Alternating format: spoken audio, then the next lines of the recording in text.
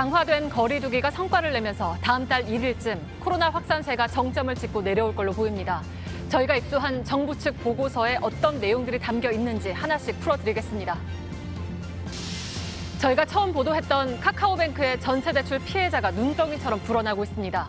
금융감독원은 대출에 문제가 있다고 보고 조사를 시작했습니다. 잠시 후에 뵙겠습니다.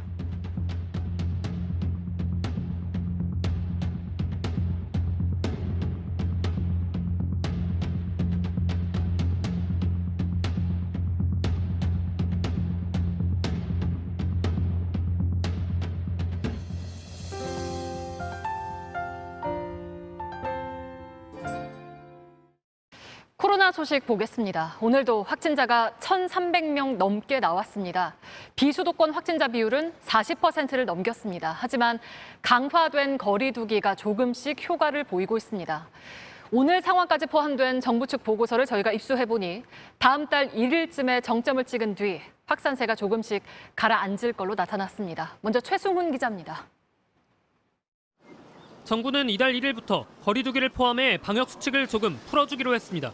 새로운 거리두기 체계는 예정대로 7월 1일부터 시행될 것이며 최근 일주일간 평균 환자 수에 따라 수도권은 2단계가 적용될 예정입니다.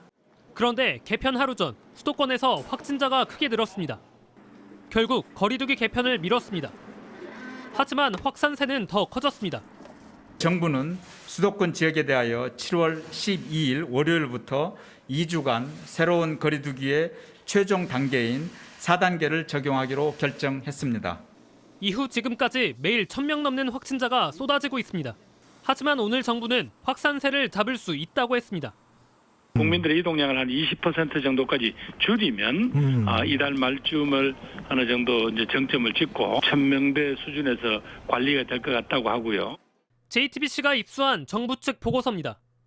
수도권 감염 재생산 지수는 0.94입니다. 확진자 1명이 1명보다 적게 감염시킨다는 겁니다. 이 숫자가 1보다 낮으면 확산세는 줄어듭니다. 실제로 수도권에서 일주일 평균 확진자 수는 엿새째 줄어들고 있습니다. 전국 감염 재생산 지수도 계속 줄고 있습니다. 최근에 1.02까지 떨어졌습니다. 이대로라면 다음 달 1일에는 정점을 찍고 이후에 조금씩 안정될 것이라고 보고서는 예측했습니다. 4단계 효과 때문에 이미 수도권의 어떤 유효 감염 재생산 지수는 감소하고 있는 상황이고요. 전국적으로도 감소하고 있습니다. 다만 비수도권이 관건입니다. 특히 경남, 경북과 충청, 제주의 확산세가 큽니다.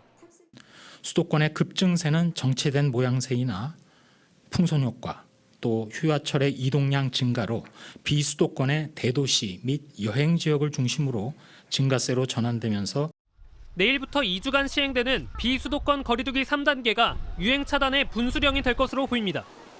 JTBC 최승훈입니다. 네, 상황이 심각한 비수도권은 내일부터 거리두기 3단계에 들어갑니다. 일부는 4단계를 적용하는 곳도 있습니다. 대전광역시로 가보겠습니다. 박민규 기자, 지금 검사소 앞에 나가 있는 거죠? 네, 한밭 운동장에 마련되어 있는 선별검사소입니다. 어제 일요일인 어제 이곳에서만 하루에 1,300명 넘게 검사를 받았고요. 월요일인 오늘도 지금 1,000명 넘는 시민들이 검사를 받고 있습니다. 대전시는 당분간 이렇게 검사받는 사람이 많을 걸로 예상을 하고요. 이곳과 엑스포 과학공원에 있는 선별검사소를 밤 9시까지 연장 운영하기로 했습니다. 네, 그러니까 내일부터 4단계에 들어갔는데 시민들 얘기를 좀 들어봤습니까? 네, 들어봤습니다. 4단계가 시작이 되면요. 아무래도 가장 와닿는 게 저녁 6시 이후에 두 사람까지만 모일 수 있다는 점일 겁니다. 시민들 목소리 들어보겠습니다. 가족끼리 외식하는 것도 좀 불편한 것도 생기고 하기는 하는데 근데 필요하다고는 생각하고 있어요. 좀 확산이 자꾸 되고 있는. 빨리 조치를 취해서 코로나 줄이는 게 오히려 미래를 봤을 때 더 좋은 조치가 아닐까 생각이. 네, 그러니까 그렇게 불편도 감수하는 건 그만큼 이제 확산이 심각하기 때문이겠죠. 그렇습니다. 대전에서는 하루 동안 71명이 더 감염됐습니다. 특히 한 태권도장 관련 환자가 오늘까지 200명을 넘어섰습니다. 지난주 목요일부터 대전시는 거리두기 단계를 3단계로 높였지만 환자 수는 계속 늘고 있습니다. 내일부터는 4단계에 들어갑니다. 유흥시설은 아예 영업할 수가 없고요.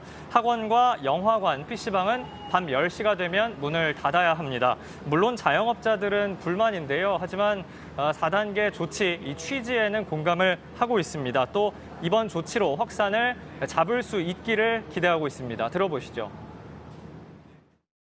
4단계가 평생 4단계가 아니라 또 이제 사람 코로나가 또 줄어들면 또 이제 4단계에서 또 줄어들 거 아니에요. 네. 그래서 오늘 그러길 빌어야죠. 네. 그리고 경남 김해도 4단계로 올리기로 했죠? 네, 영남권에서는 처음입니다. 이번 달 들어 경남 김해는 2단계 그리고 3단계를 경험했는데 내일부터는 하나 더 올려서 4단계를 시행합니다. 유흥주점 관련 환자가 200명을 넘어서는 등 확산이 계속되고 있어서입니다. 대구에서도 환자 하루에 60명이 더 추가가 됐습니다. 델타 변이가 확인된 집단 감염 사례죠. 피트니스 클럽 관련 환자만 지금까지 122명으로 집계됐습니다. 네, 잘 들었습니다. 대전에서 박민규 기자가 전해드렸습니다.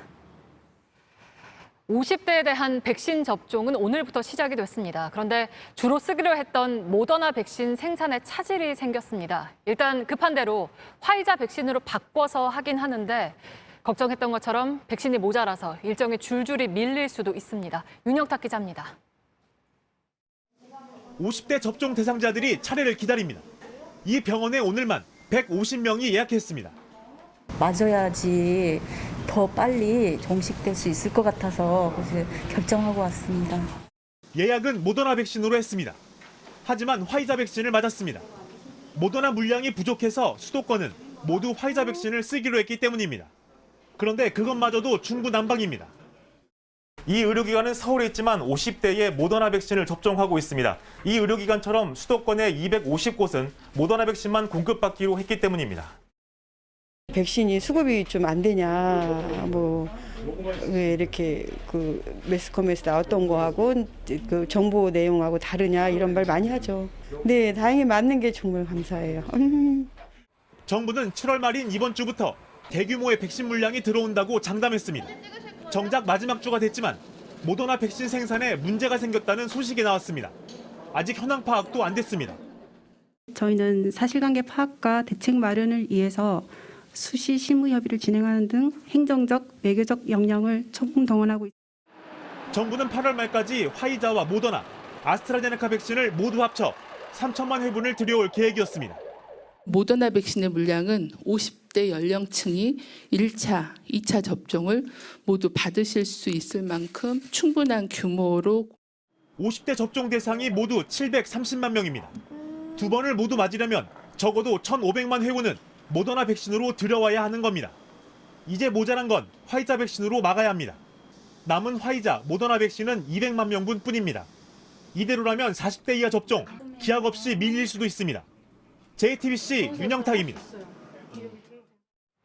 네, 지난달 JTBC가 보도한 화이자 백신을 맞은 뒤에 숨진 육군 병장의 사망 원인 관련해서 방역당국이 백신과의 인과성을 처음으로 인정했습니다. 코로나19 백신 피해 조사반은 전역을 일주일 앞두고 숨진 20대 육군 병장의 부검 결과 화이자 백신 접종과 관련이 있는 심근염 사례로 확인됐다고 밝혔습니다. 또 지난달 아스트라제네카 백신을 맞고 종아리에 통증을 느낀 70대 여성의 사례도 백신 접종과 연관된 혈소판 감소성 혈전증으로 확인됐다고 했습니다. 민주당 대선 주자들의 집안 싸움이 선을 넘고 있습니다. 이재명, 이낙연 두 주자가 지역주의를 놓고 감정 다툼까지 벌였습니다. 민주당 지도부가 자제령을 내렸습니다. 이희정 기자입니다. 친문이 문제 삼은 건 이재명 지사의 인터뷰였습니다. 백제 호남이 주체가 돼 한반도를 통합한 적이 없다고 말한 걸 두고 지역주의를 조장했다고 비판한 겁니다. 특히 호남 출신 이낙연 전 대표는 특정 지역 출신은 정권은 잡을 수 없다는 뜻이냐는 취지로 비판에 앞장섰습니다. 왜 저만 잘못했다고 하는지를 모르겠고요. 그리고 중앙일보를 보면 상식적으로 문제 제기를 할 수 있게 돼 있지 않나요? 그러자 이 지사는 이 말을 하게 된 맥락을 직접 공개해 역공에 나서며 논란을 키웠습니다. 이낙연 대표는 전국에 매우 골고루 득표 지지를 받고 있어서 이분이 나가서 이길 수 있겠다. 이긴다면 이건 역사다. 이 다툼에는 또 다른 호남 출신 후보 정세균 전 총리도 가세했습니다. 이렇게 경선 후보 간 공방이 금기어인 지역주의를 둘러싼 논란으로까지 흐르자 민주당 안팎의 위기감도 커지고 있습니다. 다시 지역주의 강으로 돌아가서는 안 됩니다. 후보들 간에 지역주의 논란이 벌어지고 있는 것은 매우 유감스러운 일입니다. 당 선거관리위원회는 각 후보 캠프의 책임자인 선거대책본부장을 소집해 경고도 했습니다. 선을 넘은 불상사나운 상호 공방에 대해서는 즉각 멈춰줄 것, 그리고 더 이상 되풀이하지 말 것을 당부드립니다. 일단 캠프 6곳 모두 중재를 받아들이긴 했지만 경선 투표일이 가까워지면 신경전은 언제든 재발발할 수 있습니다. 민주당은 오는 28일 공정경제협약식을 연 뒤 TV 토론회를 이어갈 예정입니다. JTBC 이희정입니다. 김경수 전 경남지사가 오늘 수감됐습니다. 이미 수감됐던 기간을 빼면 1년 9개월가량의 형기를 채워야 합니다. 김 전 지사는 도민들에게 송구하다고 했습니다. 진실은 제자리로 돌아올 거라며 억울함도 드러냈습니다. 구석찬 기자입니다. 김경수 전 경남지사가 관사를 마지막으로 둘러보고 차량에 오릅니다. 창원 교도소 앞에 다다르자 지지단체와 반대단체가 일부 뒤엉킵니다. 우리한테 똑같이 하면 저대로 나가요, 빨리. 김 전 지사가 도민들에게 전한 마지막 인사. 끝까지 함께하지 못해서 송구하다는 말씀을 드립니다. 그러면서 판결을 받아들일 수 없다는 기존 입장을 거듭 밝혔습니다. 외면당한 진실이지만 언젠가는 반드시 제자리로 돌아올 것이라고 저는 확신합니다. 김 전 지사는 지난 21일 대법원이 확정한 징역 2년에서 1심 선고 후 구속됐던 77일을 뺀 나머지 1년 9개월의 형기를 시작했습니다. 김 전 지사가 3년 동안 이끌어온 경남도정은 행정부지사인 하병필 도지사 권한대행이 맡습니다. 다음 지방선거는 내년 6월 1일, 1년도 채 남지 않았기 때문에 보궐선거 실현 가능성은 낮아 보입니다. 경상남도는 비상체제에 들어갔습니다. 김 전 지사는 남해 여수 해저터널과 부울경 메가시티 등 현안 사업에 차질이 없도록 힘을 모으고 코로나19 방역에도 최선을 다해달라고 당부했습니다. 하지만 구심점 역할을 해온 수장이 사라진 만큼 도정의 공백을 피하기 어렵다는 분석입니다. 과거 경남에선 대선 출마 등을 이유로 김혁규, 김두관, 홍준표 지사가 이번에는 불미스러운 일로 김 전 지사까지 임기를 채우지 못하면서 도민들의 피로감도 쌓이고 있습니다. JTBC 구석찬입니다. 국민의힘 주호영 의원이 경찰에 내사를 받고 있습니다. 가짜 수산업자 사건 때문입니다. 본인이 고가의 수산물을 받은 의혹을 넘어 지인에게까지 보내도록 한 의혹이 있습니다. 배양진 기자입니다. 국민의힘 주호영 의원은 가짜 수산업자 김모 씨로부터 대게를 비롯한 고급 수산물을 받은 의혹을 받고 있습니다. 여기에 더해 자신의 지인에게도 고가의 수산물을 보내도록 한 의혹도 있습니다. 경찰은 본인과 지인이 받았다는 선물 금액을 모두 합하면 처벌 대상이 될 가능성이 있는 걸로 보고 있습니다. 청탁금지법에는 1회 100만 원, 1년에 300만 원이 넘는 금품을 받지 못하도록 돼 있습니다. 경찰은 최근 주 의원의 지인을 참고인으로 불러 김 씨로부터 수산물을 받은 경위를 조사했습니다. 이 조사 결과 등을 토대로 주 의원을 정식으로 입건할지 결정할 계획입니다. 주 의원은 선물을 받은 건 맞지만 가격도 낮고 청탁금지법에 해당되지 않는다는 입장인 것으로 알려졌습니다. 김 씨로부터 포르쉐 차량을 제공받은 혐의를 받는 박영수 전 특별검사에 대한 수사도 진행되고 있습니다. 경찰은 현재 주변인 조사를 하고 있다며 필요하다면 박 전 특검의 조사 일정을 결정하겠다고 밝혔습니다. 경찰은 빠른 수사를 위해서 수사팀 규모를 기존의 2배인 15명으로 늘렸습니다. JTBC 배양진입니다. 공군 부사관 성추행 사망 사건에 연루된 2차 가해자가 극단적인 선택을 했습니다. 수감돼 있던 국방부 영내시설에서 벌어진 일입니다. 군이 관리 소홀에 대한 비판을 면하기 어렵게 됐습니다. 이금평 기자입니다. A 부사관은 어제 오후 의식불명 상태로 발견됐습니다. 국방부 영내 미결 수용시설에서 수감된 지 43일 만에 극단적 선택을 했습니다. 감시가 소홀한 사이 벌어진 일입니다. 독방에 안에 별도의 화장실이 있고 하는 그런 구조입니다. 그리고 이제 CCTV는 그 인권 문제 때문에 복도 쪽만 비추고 있고 시간에 그 주기적으로 이렇게 왔다 갔다 하는. A 부사관은 성추행 피해를 입고 숨진 이모 중사에게 회유와 협박 등 2차 가해를 한 혐의를 받고 있습니다. 불상사를 막지 못한 건 군의 직무유기라는 지적이 나옵니다. 심리적으로 불안정한 상황에 대한 면밀한 관리가 이루어지지 않았다는 겁니다. 가해자에 대한 비판 여론이나 이런 것들도 되게 많기 때문에 가해자를 구속을 시켰다면 가해자의 신병 관리에 좀 더 국방부가 세심하게 신경을 쓰고. 전례 없는 사태에 군 기강 문제도 다시 제기됐습니다. 군 수용시설에서 감시 수홀로 극단적 선택을 한 경우는 이번이 처음입니다. 민간에도 이런 일이 없는데 얼마나 군 기강이 이안이 돼 있고 엉망진창이었으면 이제 하다가 수용실에서. 주요 피고인이 숨지면서 다음 달 6일부터 시작될 관련 공판에도 어려움이 예상됩니다. 피고인의 사망이 안타까운 것과는 별개로 이 사건 전체적인 실체적 진실이 가려져서는 안 된다. 서욱 국방부 장관은 이번 사태와 관련해 강압 수사 여부와 군 수용시설 문제 등을 확인하겠다는 입장을 밝혔습니다. JTBC 이근평입니다. 서울시가 서울 광화문 광장에 마련된 세월호 기억 공간을 철거하겠다고 나섰습니다. 오늘 중 철거할 계획이었는데 유족들과 갈등이 이어지고 있습니다. 현장에 취재 기자를 연결하겠습니다. 신아란 기자, 오늘 다 철거를 한다는 건가요? 일단 오늘 중 철거 작업은 이루어지지 않게 됐습니다. 하지만 마땅한 합의안도 나오지 않은 상태입니다. 서울시 관계자는 유족 측에서 내일 오전까지 철거를 미뤄달라는 요청이 있어서 일시 유예하겠다라고 밝혔습니다. 기업 공간을 만든 목수가 스스로 시설을 해체하길 원한다는 의사가 반영된 것으로 파악됐습니다. 세월호 유가족들은 내부 회의를 연 뒤에 구체적인 입장을 밝힐 예정입니다. 네, 그렇다면 지금까지 어떤 대화가 오갔는지 좀 취재가 됐나요? 네, 서울시 총무과 관계자들이 오늘 오전에 2번, 오후에 1번, 총 3번 이곳을 찾았습니다. 유가족과의 면담은 계속됐지만 접점은 찾지 못했습니다.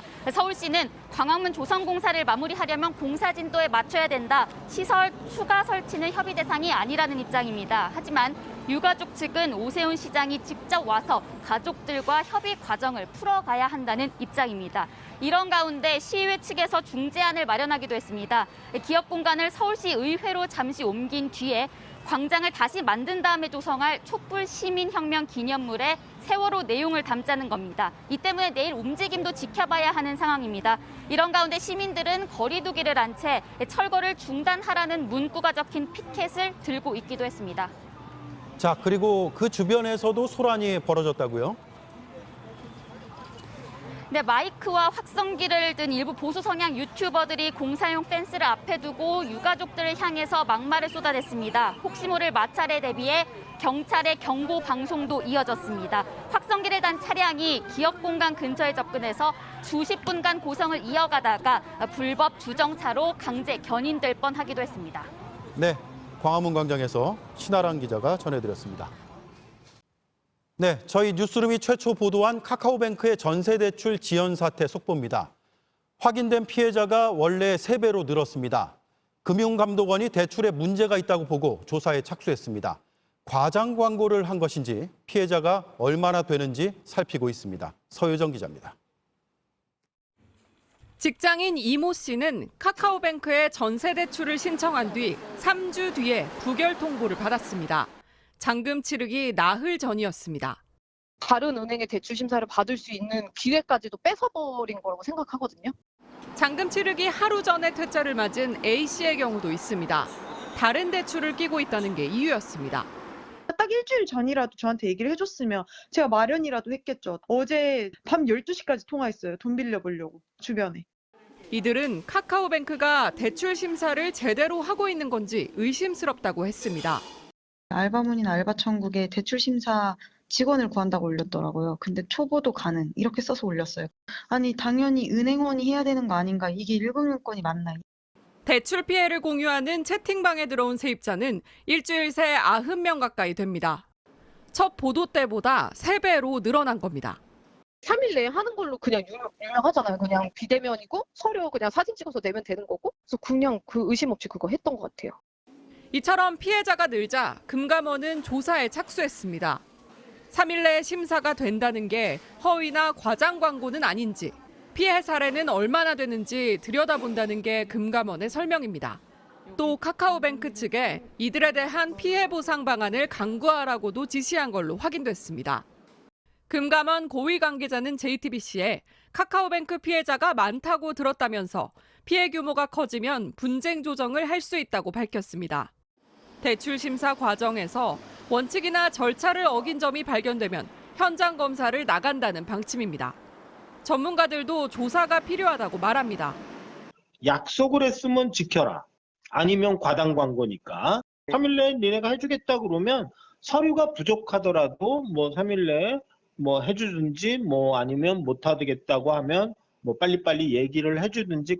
이에 대해 카카오뱅크는 금융당국의 조사에 성실히 협조하는 한편 인력을 늘려서 대출 신청자의 심사가 빨리 진행되도록 노력하고 있다고 말했습니다. JTBC 서효정입니다. 이런 가운데 카카오뱅크는 오늘부터 공모주 청약을 받기 시작했습니다. 공모가가 꽤 높습니다. 전월세 대출에서 구멍이 뚫린 걸 감안하면 공모가에 거품이 낀 게 아니냐는 지적이 나옵니다. 이어서 이지은 기자입니다. 공모주 청약 첫날, 카카오뱅크엔 경쟁률 38대 1 속에 증거금 12조 원이 몰렸습니다. 공모 가격은 카카오뱅크가 제시한 가격대 가운데 가장 높은 주당 39,000원입니다. 이대로 다음 달 상장하면 금융 대장주가 될 가능성이 큽니다. 그런데 카카오뱅크의 주식 가치가 제대로 평가된 게 맞는지는 의문입니다. 투자 설명서엔 전월세 대출을 100% 모바일로 구현하고 완전 비대면 주택담보대출 상품을 준비하겠다고 했습니다. 신용대출에서 시작한 비대면 대출을 전월세 대출과 주택담보대출까지 넓히겠다고 한 점이 미래 가치로 인정받았습니다. 실제 카카오뱅크의 전세대출 잔액은 지난해보다 26%가량 늘었고 전체 여신에서 전세 대출이 차지하는 비중도 4분의 1을 넘었습니다. 그런데 금융감독원은 이번 조사에서 투자 설명서대로 카카오뱅크가 100% 비대면으로 전월세 대출을 심사할 능력이 있는지 확인하기로 했습니다. 취재진이 대출 심사가 늦어진 이유를 살펴본 결과 앞서 나가는 시스템이라고는 보기 어려운 측면이 있습니다. 카카오뱅크의 전월세 대출 심사를 받으려면 임대차 계약서와 신분증, 인감 등 모든 서류를 사진으로 찍어 보내야 합니다. 해상도가 떨어지면 부적합 판정이 나서 다시 서류를 보내야 합니다. 이때 자동 회신 시스템이 아니라 외주업체가 수작업으로 서류를 확인해 심사가 지연되는 것으로 드러났습니다. 증권사에서도 주가 급락의 우려가 크니 청약을 자제하라는 매도 리포트가 나왔습니다. 주택담보대출을 성공적으로 대출을 늘리기 위해서는 사실 쉽지가 않다는 겁니다. 전월세 대출 자체도 삐걱거리는데 주담보대출을 어떻게 해가지고 이 큰 규모를 자기네들이 키울 수 있을 거냐. 그것도 숙제잖아요. 이에 대해 카카오뱅크는 공모가에 대해선 여러 시각이 있기 때문에 특별한 입장을 밝힐 수 없다고 말했습니다. JTBC 이지은입니다. 재난지원금을 누구에게 얼마를 줄지가 오늘 확정됐습니다. 소득 하위 88%가 대상인데요. 6월 건강보험료를 보면 내가 받는지 못 받는지 알 수가 있습니다. 가족이 모두 4명인 외벌이 회사원의 경우 지난달 건보료를 30만 원을 냈다면 받고 31만 원을 냈다면 못 받습니다. 정아람 기자가 정리했습니다. 정부는 소득 하위 88%를 지급 대상으로 삼았습니다. 1인당 25만 원입니다. 지난해 5월 지급했던 전국민 재난지원금은 가구별로 줬는데 이번에는 개인별로 줍니다. 개인별로 주기 때문에 가구원 수가 늘면 지원금도 비례해 늘어납니다. 지난달 건강보험료가 지급 기준이 됩니다. 가구 구성은 지난달 말 세대별 주민등록표에 등록된 가구원에 따릅니다. 4인 가구 기준으로 건강보험료가 직장가입자는 30만 8,300원, 자영업자 등 지역가입자는 34만 2천 원 이하면 해당됩니다. 맞벌이 가구는 실제보다 가구원 수를 1명 더 추가해 대상을 정합니다. 맞벌이를 하는 2인 가구라면 외벌이 3인 가구의 건강보험료 기준을 적용하는 식입니다. 재산세 과세 표준이 9억 원을 넘는 사람은 지원금을 받을 수 없습니다. 부동산 공시지가 15억 원 정도, 시가 20에서 22억 원의 집이 있다면 제외될 가능성이 큽니다. 다만 지난해 말 과세 기준이기 때문에 올해 20억 원 넘는 집을 산 사람은 받을 수 있습니다. 금융소득이 2천만 원을 넘는 사람도 지원 대상에서 빠집니다. 정부는 지급 대상을 확정하고 조회 시스템을 마련해 다음 달 하순 지급할 수 있다는 입장입니다. 다만 방역 상황에 따라 달라질 수 있습니다. 지원금은 대상자가 직접 신청한 다음 개인카드나 지역사랑 상품권 가운데 선택해 받을 수 있습니다. 이와는 별개로 다음 달 17일부터 소상공인은 최대 2천만 원의 희망 회복 자금을 받을 수 있습니다. JTBC 정아람입니다.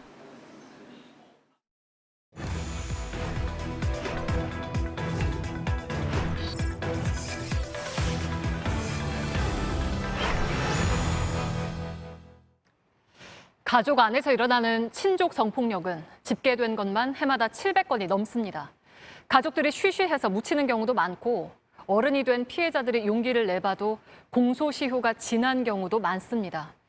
오늘 추적보도 후계선 피해자들의 애타는 구조 신호를 들어봤습니다. 최수연 기자입니다.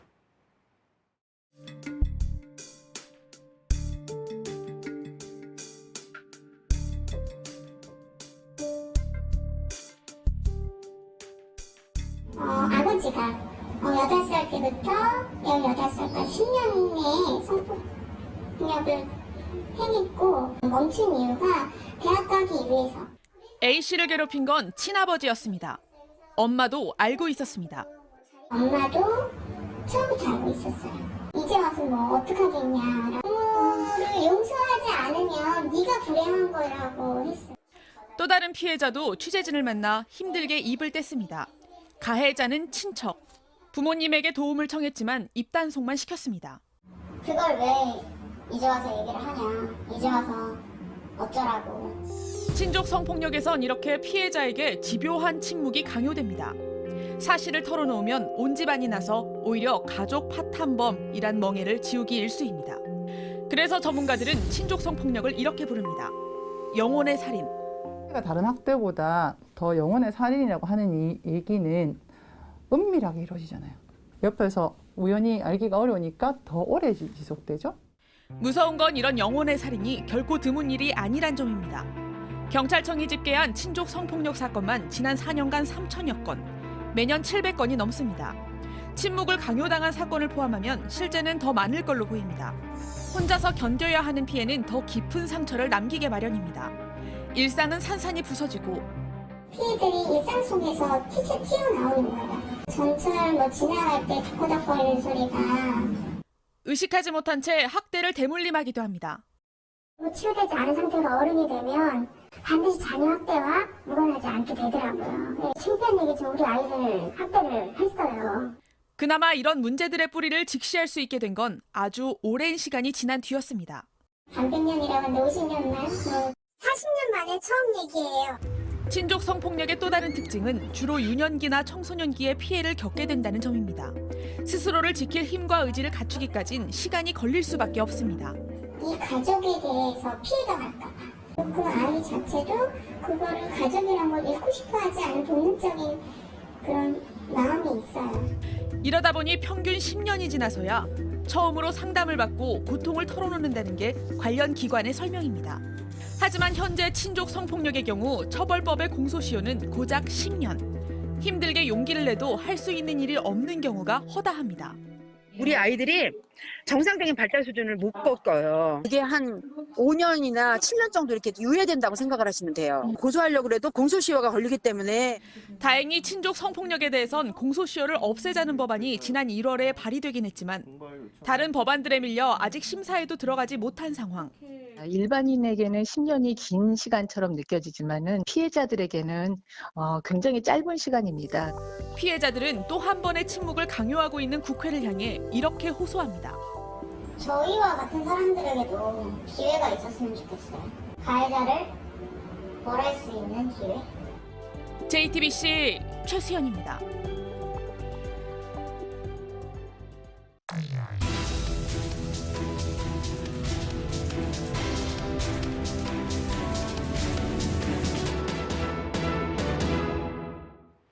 네, 오늘 밀착 카메라는 계곡을 돌아보고 왔습니다. 계곡에 있는 식당들이 불법 시설을 설치해서 영업을 하는 것에 대한 문제 제기가 해마다 있었고 경기도에선 이런 거 다 없애서 모두를 위한 계곡을 만들었다고 했는데요. 정말 그런지 직접 보시겠습니다. 이희령 기자입니다. 경기도 양주시의 한 계곡, 사람들이 물놀이를 하고 있습니다. 애들이랑 같이 물놀이 할 게 없나 찾다가 나오게 됐습니다. 많이 깨끗해지고 물도 좀 더 맑아진 것 같아요. 2년 전 경기도는 계곡에 설치된 불법 시설물을 철거해서 청정 계곡을 돌려놓겠다고 했습니다. 계곡을 누구든지 쉽고 편하게 이용할 수 있게 하겠다는 건데요. 실제로도 정말 편하게 이용할 수 있을지 직접 둘러보겠습니다. 계곡 쪽 길에 식당이 늘어서 있습니다. 사유지입니다. 하지만 계곡은 국가 소유입니다. 음식을 먹지 않고도 이용할 수 있을까? 음식 같은 거 드시고 물건에서 내려가서 드셔야 되는데 거기 장사 있는 집이라서 이용 안 하시면은 좀 그렇죠. 여기도 왜 장사인데. 손님도 같은 안내를 받았습니다. 식당 이용하고 들어보고 그러면 5시간 동안 있을 수 있다고. 또 다른 식당에 가봤습니다. 대부분 뭐 이용하셨어요? 저희 자리를 따로 안 빌렸대요. 음식에 펌대는. 안으로 들어가 보니 식당 측이 만든 구조물이 계곡 주변을 채웠습니다. 식당을 이용하지 않으면 계곡을 즐기기엔 어려운 구조입니다. 저희도 계곡 물 쪽으로 들어와 봤습니다. 이렇게 한쪽에는 철제 계단을 설치해놔서 사람들이 자유롭게 드나들 수 있게끔 해놨고요. 이쪽으로 와보면 이렇게 바위 틈을 시멘트로 막아놓아서 계곡물이 수영장처럼 변해버렸습니다. 마스크를 쓰지 않거나 10명 넘게 모여놀기도 합니다. 방역수칙은 뒷전입니다. 여기가 그나마 사람들이랑 붙어있지는 않는 자리인 것 같아가지고 평상 대신 파라솔과 의자를 깔아둔 곳도 있습니다. 계곡에 분수를 설치하거나 허가 없이 계곡물을 퍼올리는 경우도 있습니다. 가게한테 허락을 받아야 된다라고 생각을 하고 있는 사람들이 거의 많죠. 거의 억지 수준으로 이용을 하게끔 만들어 놓기 때문에.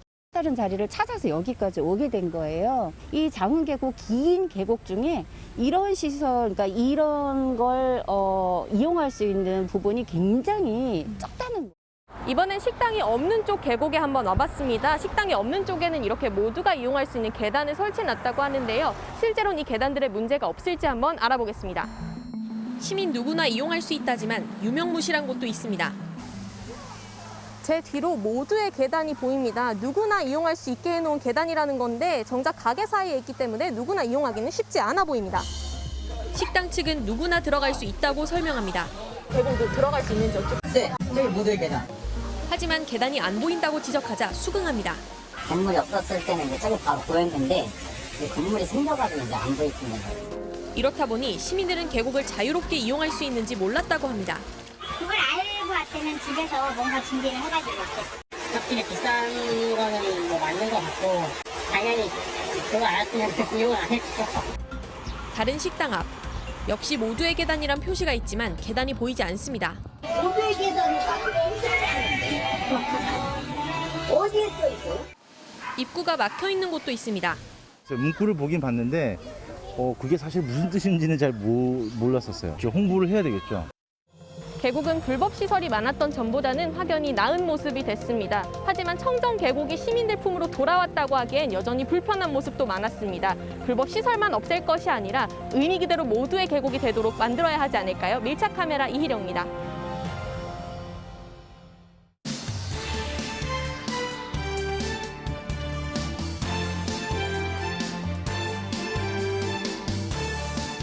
뉴스티의 숨은 이야기 백브리핑 시작합니다.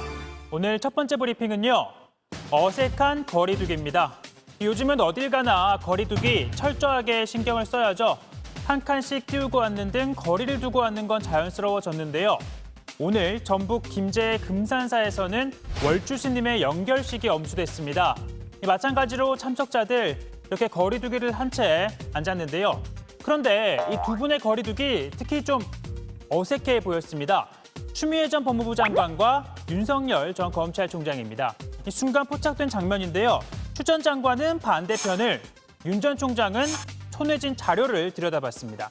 다른 각도에서 찍힌 사진에서도 두 사람은 앞만 쳐다봤죠. 사실 두 사람 어색할 법도 합니다.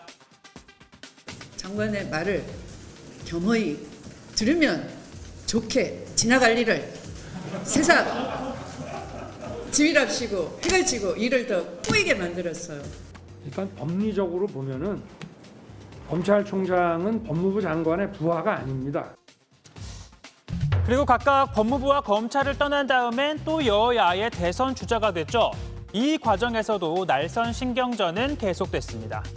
그러니까 네, 장모 구속 이후부터 그 실체가 드러나면서 그 본인의 그 정의 공정 법치라는 그런 것들이 다 가짜 공정이고 네, 어떤 선택적 정의이고 이런 것이 드러나면서 결국은 추락하고 있는 것이 보이는 것이고. 이를 두고 윤석열 전 검찰총장은 검찰에 있을 때도 마찬가지고 왜 나를 공격하는지 모르겠다라거나 추 전 장관은 평가할 필요가 없다라고 했었죠.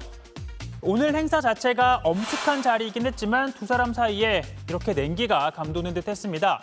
그나저나 이 두 사람 사이에 앉은 이분 동국대 경축캠퍼스 총장님이신데요. 괜히 곤란하진 않으셨는지 걱정이 됩니다. 아무튼 오늘 두 사람 헌화를 한 뒤 인사를 나누긴 했지만 특별한 얘기는 나누지 않았다고 합니다.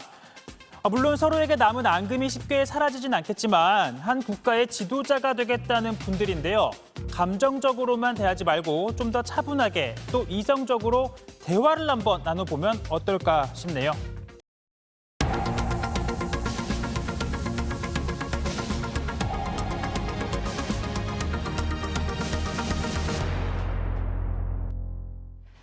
미국 서부에서 보름 넘게 큰 산불이 이어지고 있다고 지난주에 전해드렸는데요. 이번엔 폭우 피해입니다.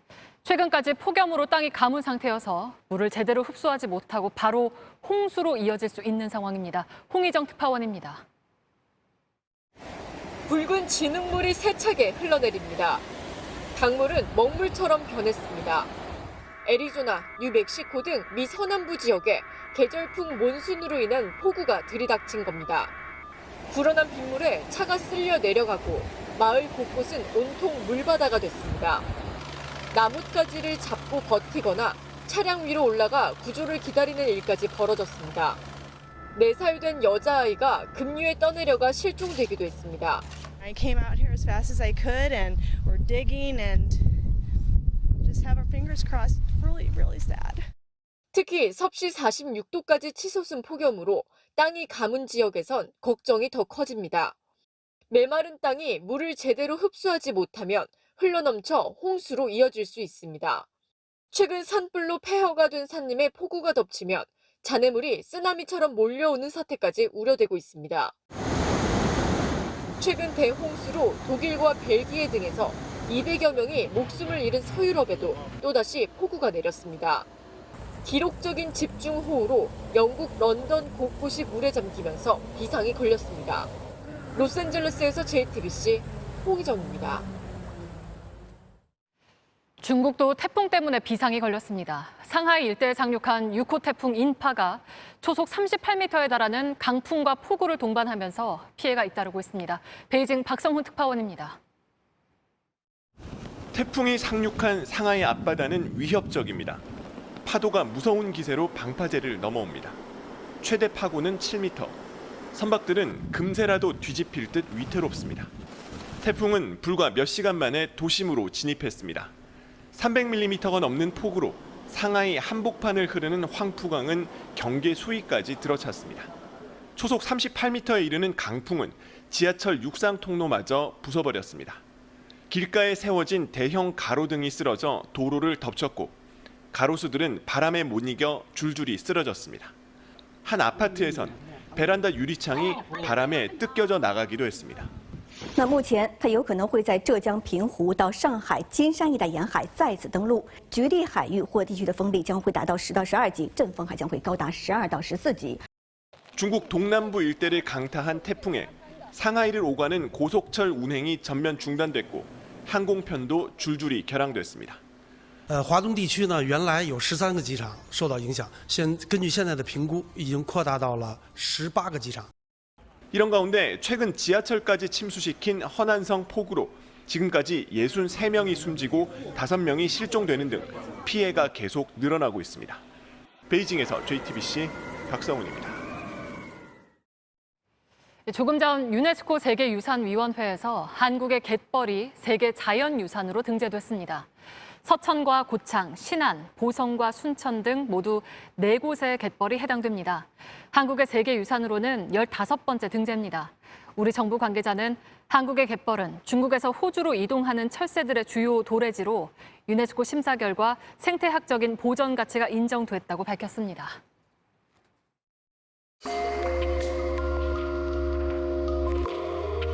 (1872년) 시작된 프리미엄 덴마크 브랜드 프리츠 한센. 야 나와라. 못 나가. 아 못 나간다고. 아 왜? 아직도 미끌거려. 아직도 미끌거리는 남자를 위해 피지, 채취, 미끌거림까지 싹! 이 세상 개운함이 아니다. 브루스 스킨워시. 네, 오늘 낮 기온이 서울 35.4도, 춘천 34.9도까지 올랐습니다. 내일도 맑은 가운데 내륙 지역 대부분 34도 안팎으로 덥겠습니다. 다만 강원 산지 등 곳에 따라서 오후에 소나기가 올 거란 예보입니다. 오늘 뉴스룸은 여기까지입니다. 네, 저희는 내일 다시 새롭게 뛰겠습니다. 고맙습니다.